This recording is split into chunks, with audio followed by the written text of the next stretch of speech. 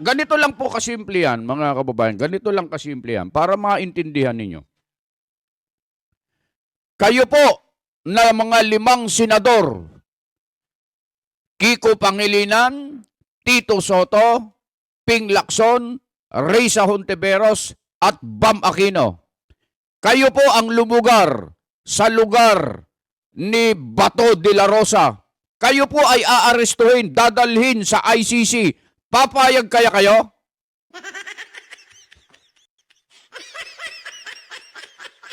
Ha? Ganun lang po kasimple. O kahit sa inyo po, mga kababayan. Sa lahat po ng nanonood po sa amin sa pagkakataong ito.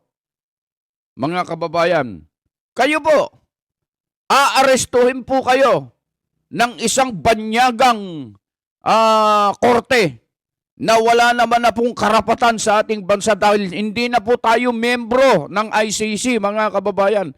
Papayag po ba kayo na kayo ay litisin, dalhin sa dahig para doon ay litisin, mga kababayan, katulad ng ginawa nila sa ating dating Pangulo ng Pilipinas? Papayag kayo?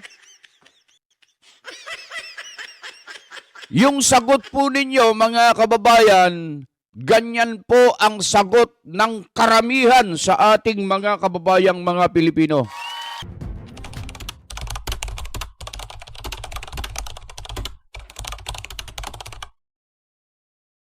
Pagbati po sa inyong lahat, mga kababayan at mga mahal po naming taga-subaybay. Ako po si Just Vlog. Rekta na po tayo kagad. Meron po kasing balita mula po dito sa 1PH na ganito po ang sinasabi, mga kababayan. Kwinestyon ni SP Alan Peter Cayetano ang resolusyon na humihikayat kay Senator Bato de la Rosa na sumuko kaugnay ng arrest warrant mula sa International Criminal Court. Ayon kay Cayetano, tila may mga gustong hindi na magpakita si De La Rosa sa Senado. Git niya, susunod umano si De La Rosa kung manggagaling sa Philippine Court ang warrant at mabibigyan siya ng pagkakataon na ma-exhaust ang lahat ng legal remedies. This is not a matter of whether guilty siya or hindi. This is a question of our Constitution versus a foreign court, ani Cayetano. At dahil dyan, mga kababayan, panoorin po natin ang bidyong ito kaugnay ng report na yan ng 1PH. Ito po video. Well, it's very obvious to me they didn't want him to appear. Nung wala siya dito, dapat daw nandito siya. Nung nandito siya, may humabol sa kanya. Ngayon nandito siya, urging to surrender. Okay, so ito ang tanong ko sa mga senador na nag-urge. Pag naglabas ng ICC, ng warrant laban sa mga cabinet members, laban sa mga general natin, laban sa mga progressive leaders that they will accuse of mass graves and everything, payag ba sila na lahat yan, pulutin na lang tapos daling sa Hague? O dapat dumaan sa korte? Senator Bato will surrender if it is a Philippine court that orders his arrest and he is allowed all legal remedies. So, take out the name, Bato. Ako, kahit kalabang ko, kahit a person I don't like, I want him to have all the legal remedies, to exhaust all the legal remedies. So, yun lang payo ko sa kabila. You know, don't be personal. Think of what's better for the country. Think what's better for the institution. Since naman lang po yung naka-assign dito, so lang to, hindi naman to ma-approve or... No, I respect their opinion. They want to express it that way, di ba? But kitang-kita nyo sa majority yesterday at kita nyo sa action ng iba, pati sa mga NBA agents who went overboard, that they don't want him here. In politics, you don't always want your opponent to be there. But you don't wish them to be shipped off to a foreign country for standing up for his right na dapat Philippine court. This is not a matter whether guilty siya o hindi. In fact, he can be investigated here for the extrajudicial killings. So this is a question of our constitution versus a foreign court. Until he has exhausted all legal measures and the Philippine courts tells him that he has to be arrested. Yan po yung panayam kay Senator Alan Peter Cayetano, ang bagong Senate President ng Senate of the Philippines, mga kababayan. Alam nyo, mga kababayan, nag-urge kasi itong 5 senador.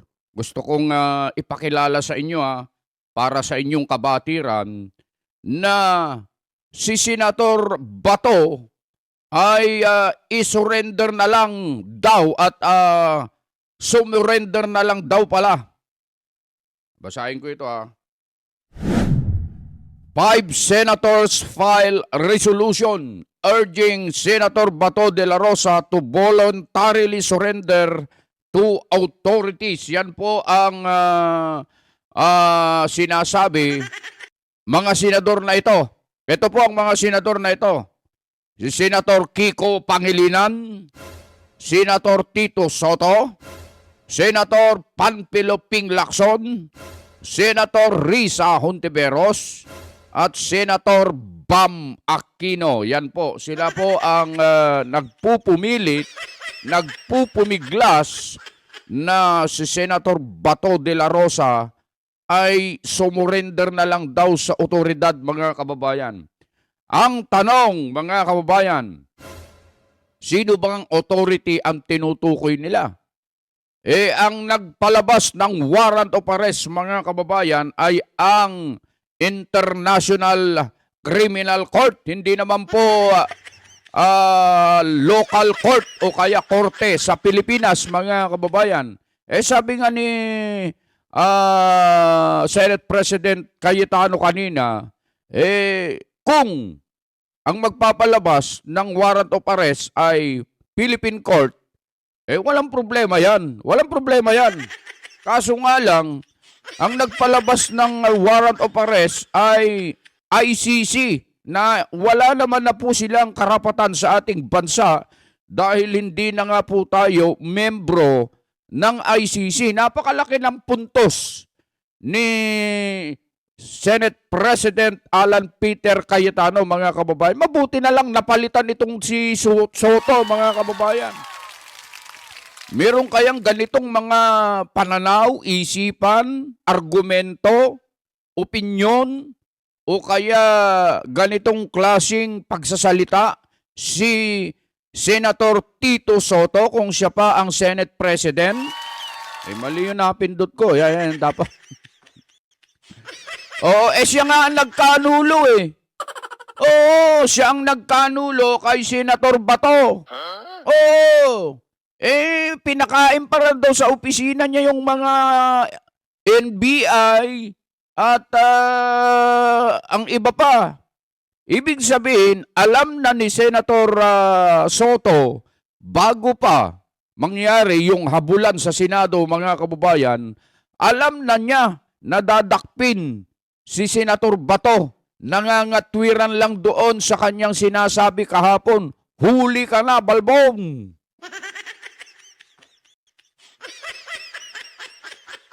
Halatang halata yung mga pananalita niya na guilty siya, na siya ay wudas, mga kababayan. Mantakin mong kasi senador kasama mo sa Senado, pagkatapos ipagkakanulo mo, pwede ba namang mag-aresto ng isang senador sa loob ng Senado? Hindi naman po pwede yon.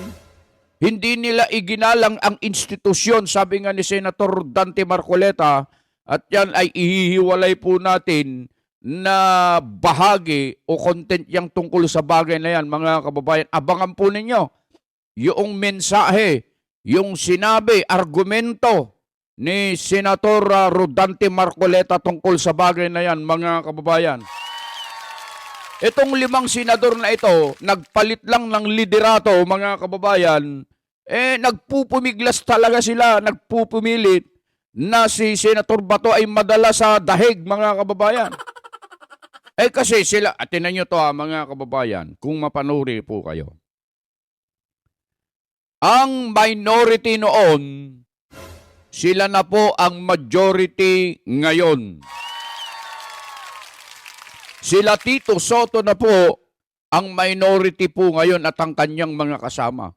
Tinan nyo yung mga 5 nag-file ng resolusyon para sa ganon ay isuko na lang daw o sumuko na lang daw, sumurrender na lang daw si Senator Bato de la Rosa sa otoridad. Ang sinasabi nila ay sa ICC, mga kababayan.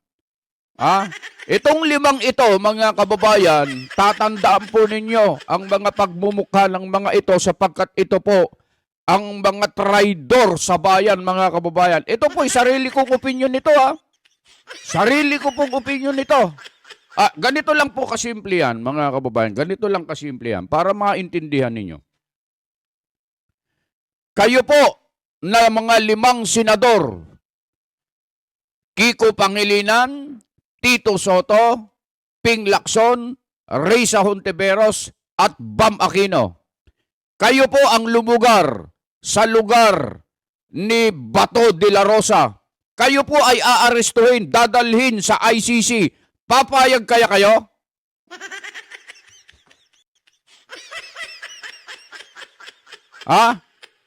Ganun lang po kasimple. O kahit sa inyo po, mga kababayan, sa lahat po ng nanonood po sa amin sa pagkakataong ito, mga kababayan, kayo po, aarestuhin po kayo ng isang banyagang korte na wala naman na pong karapatan sa ating bansa dahil hindi na po tayo membro ng ICC, mga kababayan. Papayag po ba kayo na kayo ay litisin, dalhin sa dahig para doon ay litisin, mga kababayan, katulad ng ginawa nila sa ating dating Pangulo ng Pilipinas? Papayag kayo? Yung sagot po ninyo, mga kababayan, ganyan po ang sagot ng karamihan sa ating mga kababayang mga Pilipino. Alam nyo, ang pumapayag lang talaga na si Bato ay isurrender sa ICC, mga kababayan, itong mga galit na galit. Itong mga galit na galit sa kanya at itong mga galit na hindi sila maimbestigahan tungkol dyan sa katiwalian na nangyayari sa ating bansa. Kasi sabi nga ni Senator Bato, kung napanood nyo yung nakaraang video natin, mga kababayan, ngayon at kami na, sabi niya, ang may hawak ng mayorya, asahan po ninyo, mga kababayan, yun ang sabi niya, asahan po ninyo, mga kababayan, na lahat ng mga bagay ay mapupunta sa lugar na dapat niyang puntahan. Ibig sabihin, kung ano talaga yung tama, dapat yun ang dapat na masunod at dapat maisagawa. Katulad ng katiwalian sa flood control, pagnanakaw sa kaban ng bayan. Iimbestigahan yan ngayon, mga kababayan. Lalo na pagka ibinalik si Senator Rodante Marcoleta sa Blue Ribbon, nako po. Manda na kayo, mga kababayan, sapagkat talagang nangyayari siguro ito. Ipinahihintulot na mangyari po ito para nang sa ganun ay lumabas ang katotohanan, mga kababayan. Mapanagot ang dapat na mapanagot tungkol sa bagay na yan. Kaya, salamat na lang at napalitan ang liderato ng Senado. Wala naman pong, hindi naman po ako sa nagmamagaling po ako Hindi po ako nagmamarunong. Pero pagdating sa batas, pang-itbulaga, sabi nga nila, karamihan. Sabi nila, pang-itbulaga lang daw si Tito Soto. Oo, yun ang sabi nila, hindi po ako nagsasabi niyan graduate lang daw po sa One Bull University. Yan ang sinasabi nila. Si Alan Peter Cayetano, abogado po yan, mga kababayan. Maraming alam po yan, mga kababayan. Kaya napakaganda ng timing na siya ay napalitan para nang sa ganun ay talagang umusad yung magkaroon naman ng kahit na papano ay magkaroon ng tiwala ang mga kababayan natin sa Senado. Kasi nung nakaraan, puro na lang pambabas ang nakikita natin, puro na lang pambabatikos sa liderato ng Senado ang ginagawa ng mga kababayan natin. Kung nanonood kayo sa radyo at nakikinig kayo sa TV, mga kababayan, baliktad yata yung nasabi ko Oo, ganun lagi ang lumalabas na reaksyon ng mga kababayan natin kung ano-ano ang kanilang mga sinasabi tungkol dyan sa liderato, sa Senado, sa pangungunan noon ni dating Senate President Tito Soto. At ngayon, sila pa ang gustong-gusto na madala sa dahig si Senator Bato. 5 sila, mga kababayan. Kaya sabi ko nga, pakatatandaan ninyo yung 5 senador na yan. Yan ay mga taksil sa bayan, mga kababayan. Opinyon ko ito Opinyon ko po yan. Sa halip na ipagmalasakit nila yung kanilang kasamang isang senador, dahil sa hindi naman po korte ng Pilipinas ang nag-issue ng warrant of arrest, kundi ang banyagang korte na wala naman po silang karapatan dito, sila pa ang naghain ng resolusyon na isurrender o sumurrender na lang daw si Senator Bato de la Rosa sa ICC. Anong klaseng mga senador ito ng bansang Pilipinas, mga kababayan, na kaya nilang ipagkanulo ang kanilang kasama? Sabagay, hindi po nakapagtataka yan. Hindi po nakapagtataka yan dahil maski ang dating Pangulo ng Pilipinas na si Rodrigo Roa Duterte, nagawa nga nila sa kanya paano pa yung mga senador? Dating presidente po ng Pilipinas yan pinag-uusapan natin, mga kababayan. Nagawa po nila sa kanya yan. How much more sa mga senador? English yun hindi po ba, mga kababayan? Kaya napakaganda ng mensahe ni Senator Alan Peter Cayetano bilang Senate President. Miski kaaway ko, sabi niya, maski kaaway ko, ipaglalaban ko na dapat korte ng bansa at magbigyan siya ng pagkakataon para nang sa ganun ay ma-exhaust niya ang kanyang sarili, ipaglaban ng kanyang sarili, magkaroon ng remedyo. O ganon ang sinasabi niya. Ano ba yan, Kajas? Parang naliligaw ka na yata ng landas. Oo, ganon. Ganon mag-isip ang mga abogado. Ganon mag-isip yung mga may utak. Para mo namang sinabing walang utak si Tito Soto, Kajas, pambira ka naman. Hindi naman sa ganon. Pero, kung lalawakan mo yung iyong isipan at pananaw, itong sinasabi ni Senator Alan Peter Cayetano, ako ay sumasang-ayon dito, mga kababayan. Hindi dahil sa sila ang nasa majority ngayon, hindi ganon. Sumasang-ayon ako bilang isang Pilipino sa paninindigan ni Senate President Alan Peter Cayetano, mga kababayan. Yun. Sana lahat po kayo ganon, mga kababayan. Pero hindi maiiwasan talaga, magkakaiba po ang pananaw ng bawat isa sa atin. Hindi po tayo pare-parehas ng paninindigan at pananaw sa buhay. Sabi nga ni Senator Cayetano kanina, nirerespeto ko yung kanilang opinion. Yung 5 na yon, mga kababayan, tandaan nyo yun Huwag nyong kalilimutan yung 5 na yon. Para lang sa ganon, sa mga susunod na pagkakataon, kung sakali man, kabisado nyo na yung 5 na yon, mga kababayan, yung 5 senador na yon. Oo. Ginagalang ko po ang kanilang opinion, sabi nga ni Senate President Cayetano. Ganun talaga.